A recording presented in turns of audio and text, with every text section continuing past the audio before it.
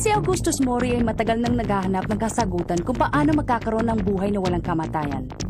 Nang malaman niya ang tungkol kay Anna Yanagi, ang may kapangyarihang magpagaling, ay agad niya itong pinadukot sa kanyang anak na si Kurei. Inatasan naman ni Kurei ang dalawa sa kanyang mga alagad na kunin si Anna. Pagamat sumumpa si Reka na ipagtatanggol si Anna, wala pa rin itong nagawa sa lakas ng mga kalaban. Sa bandang huli na pagkasunduan ni Reka, Ira at Max, nailigtas si Anna kahit na alam nilang mapanganib. Nagawa nilang makapasok sa loob ng palasyo ni Kurei, subalit sinalubong naman sila ng isang estatwa na gumagamit ang laser para sumira ng bagay. Ang batong buhay sa paligsahang nakamamatay.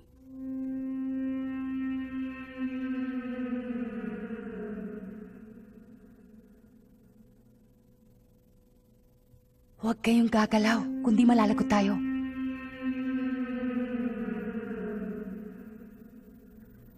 Nangangati ng ilong ko ah.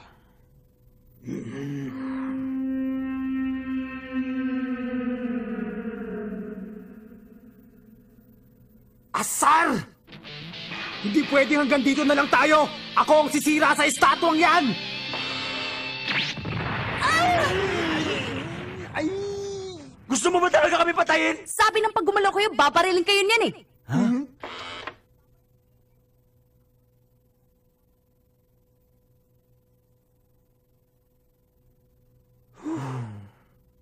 Ba't hindi na siya tumira? Napaso yata yung kamay ko eh. Buti nga sa'yo. Teka, hawak pa lang ang paputok, tinira na niya sa kamay si Reka. Pero kanina naitapong ko na ang panusok at saka pa lang siya tumira. Pareho lang naman ang bilis ng kilos namin ni Reka. Pero bakit yung panusok ang tinira na estatwa at hindi ako? Baka nandun ang sagot kung paano namin ito matatalo.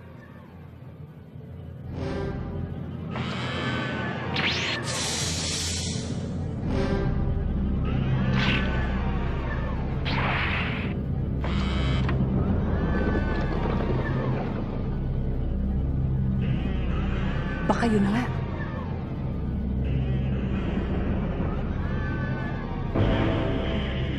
Susubukan ko.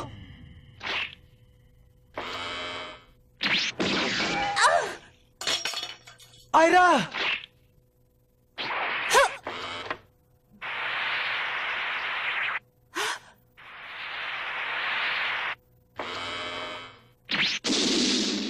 Ang galing mo rin ano? Kinain mo lang lahat ng sinabi mo. Pero ngayon, naitira ko yung pangalawa. Huh? Tama nga.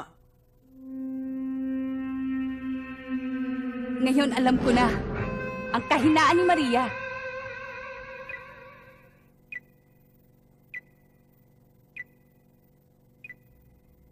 Lorcan, ilang mandirigmang may mahiwagang sandatang nandito ngayon? Huh? Ako, si Gideon, si Tadeo, at saka si Bridget Katashiro. 4 kaming lahat. Sabihin mo maganda silang lahat. Ano? Bakit pa? Hindi naman magtatagal ang mga yan eh. Iba ang nararamdaman ko. Palagay ko'y may mangyayaring nakakaaliw maya-maya.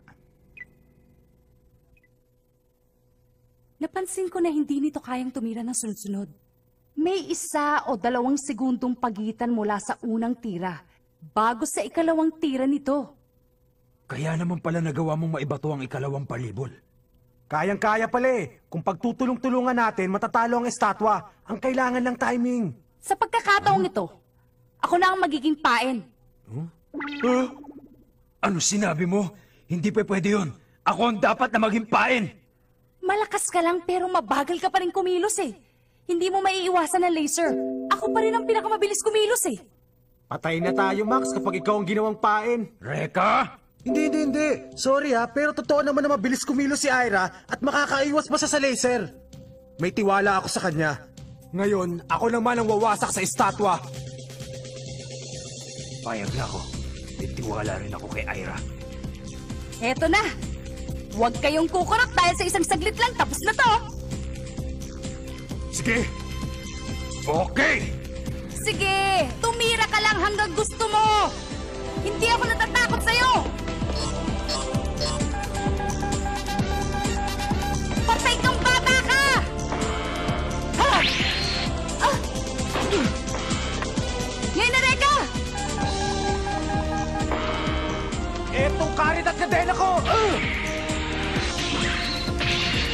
umabot sa kanya, Max!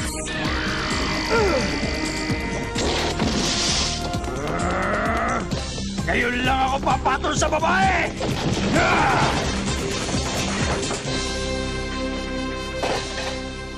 Yahoo!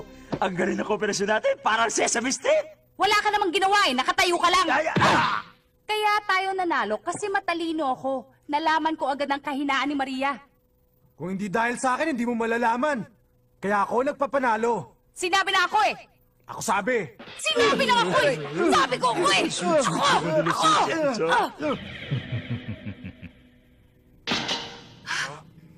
Pinahanga ninyo ako sa galing ng kombinasyon ninyong tatlo. Pero estatwa lang si Maria kaya madaling talunin. Hindi na magiging madali ang susunod ninyong laban.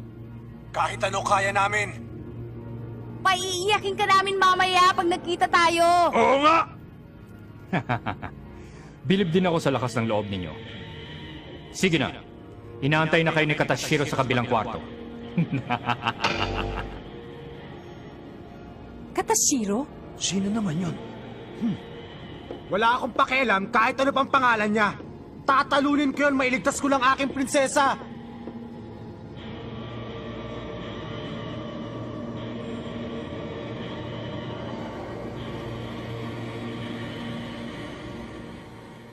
Dalian mo, Reka. Nandiyan kaya yung taong sinabi sa atin ni Kuray? Anong gagawin natin ngayon, Reka? Sigurado namang may mga patibong dyan sa loob. Kahit na ilang patibong kaya ko. Nakahanda akong talunin sila para sa aking prinsesa. Itutuloy natin ngayon ang palabas. Ha?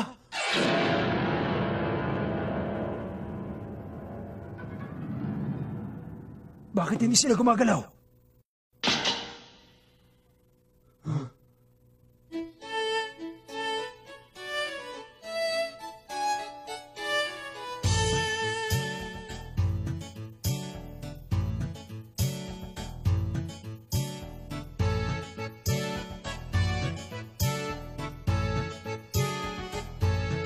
Manikin pala eh. Lahat sila puro mga manikin lang. Parang ito yung mga manikin dun sa mula pinupuntahan ko. Ganda ng pagkakagawa.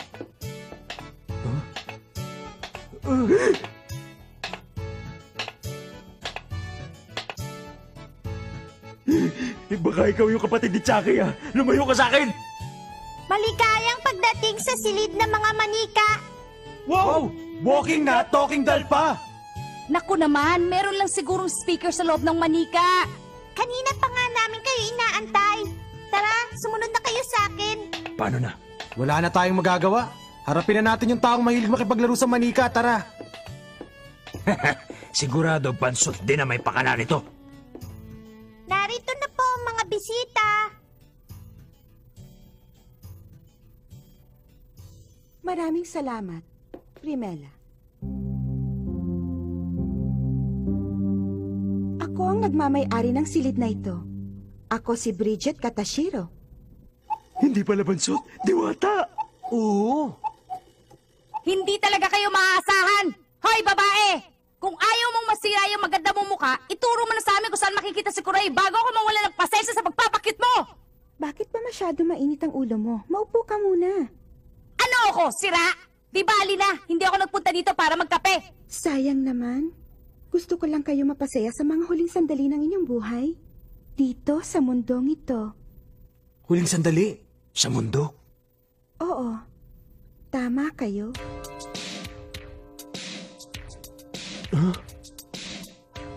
Ito na ang huli niyong sandali.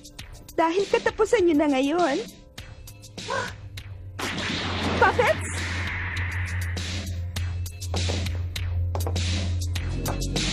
Huh? Buhay sila! Matatapos ang laban nang hindi man lang ako mapapagod.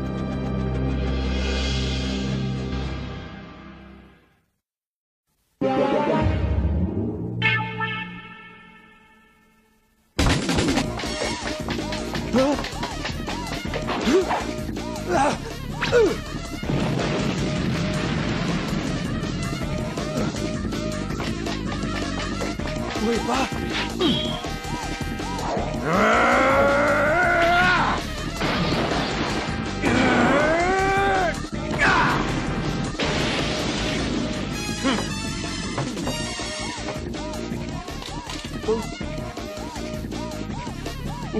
Wala nang ulo, pero nakatayo pa rin.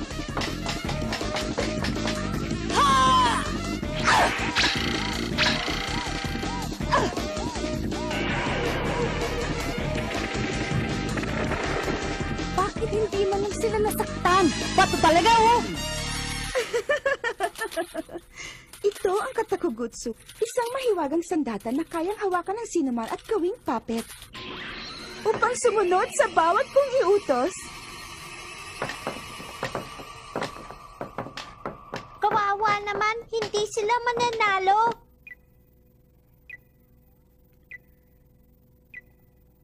Hindi pala nila kaya ang ganong klaseng labanan. Mas mahina pala sila kesa sa aking inaasahan. Yeah! Takbo na!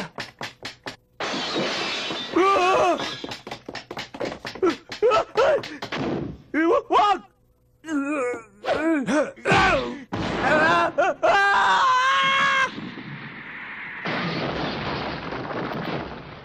Sorry Ang kulit-kulit talaga ng mga yan, oh. Parang mas dumami pa yata sila.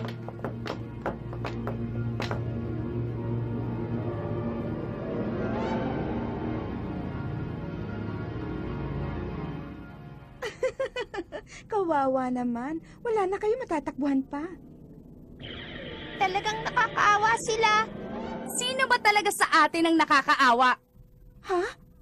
Sa tanda mong yan, naglalaro ka pa rin ng manika. At saka, maganda ka nga pero sinasayang mo lang ang ganda mo dahil nagtatrabaho ka sa mga kontrabida. Ako na ang tatapos sa mga manikang yan! Kanina ko pa nga inaantay na malagay kami sa ganitong posisyon eh. Ang akala mo ba naipit na kami dito? Max, Reka, lumayo muna kayo. Oo ba? Tara na. Kanina pa ako napipikas sa mga pinaggagagawa mo eh. Ngayon ako naman ang kikilos.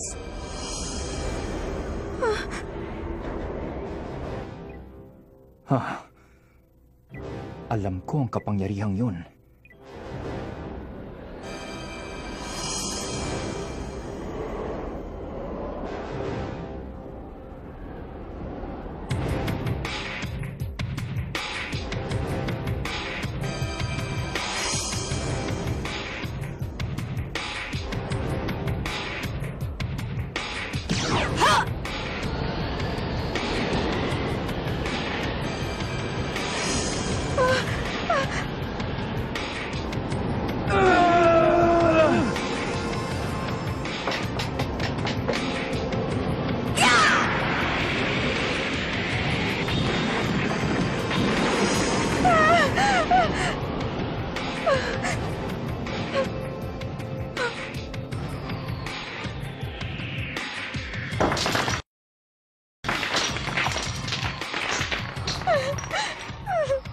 Hindi mo kayang talunin si Aira.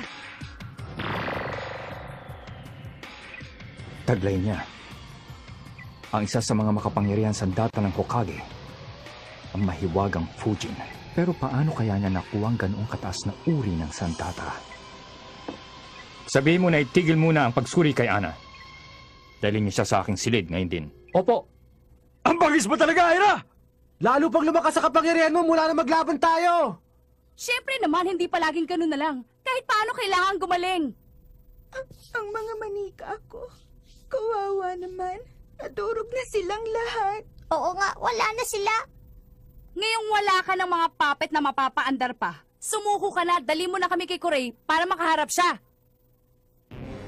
Yan ang akala mo. Ha? Sinira mo ng lahat ang aking pinaghirapan. Pinagputol-putol mo pa ang kanilang katawan. Hinding-hindi kita mapapatawad para sa aking mga manika at kay Kurei. Pinapangako kong tatapusin ko na kayong lahat. Reka, Max, wag na kayong makikialam. Pabayaan niyo na ako sa laban na ito.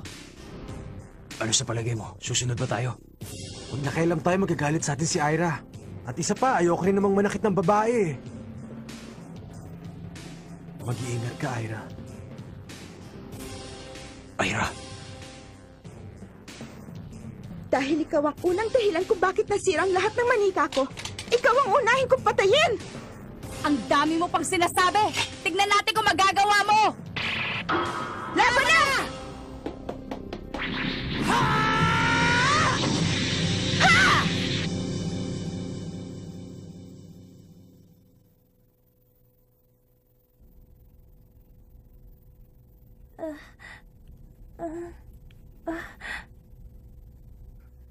Mabuti naman at gising ka na.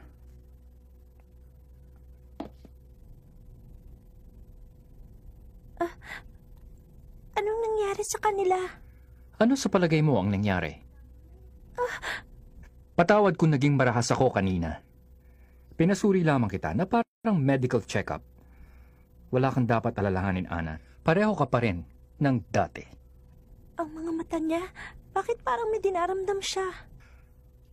Kaya lang, ang lahat ng mga nangyayari ngayon ay nakasalalay sa iyong isasagot mula ngayon. Si Ira!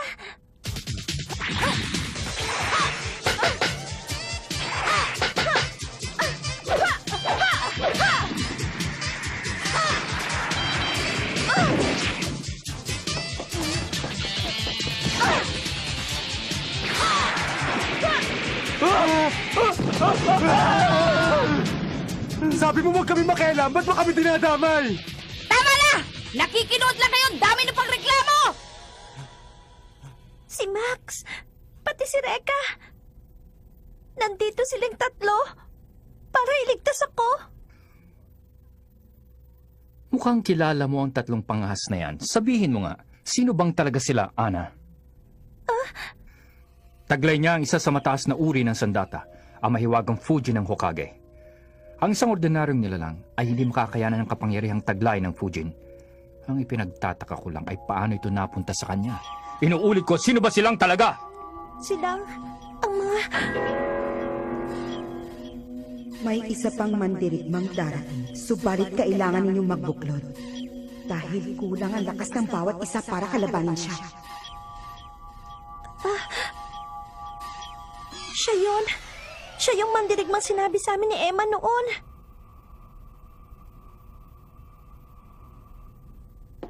Mga kaibigan ko lang sila. Sigurado ka bang yan na ang sagot mo? Oo. Matibay din ang isang tono. Hayaan mong paglaruan ko muna sa sandali ko eh. Teka!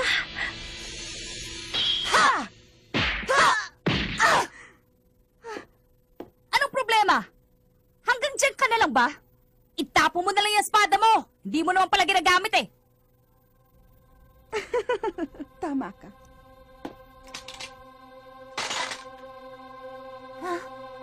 Utu-utu ka rin pala, no? Apat talaga iniinsulto mo ako, ha? Masyado mainit ang ulo mo. Ang mabuti pa ay ako na lang ang mapapaandar sa'yo. Bilang isang masunurin kong puppet. Hindi ako makagalaw! Anong nangyari? Ha? Ira! Itaas ang kanang kamay.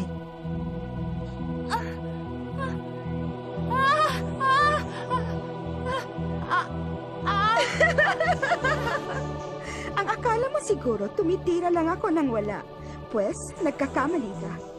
Dahil isa-isa kong kinabit ang aking mahiwagang sinulit sa iyong katawan habang tayo'y naglalaban.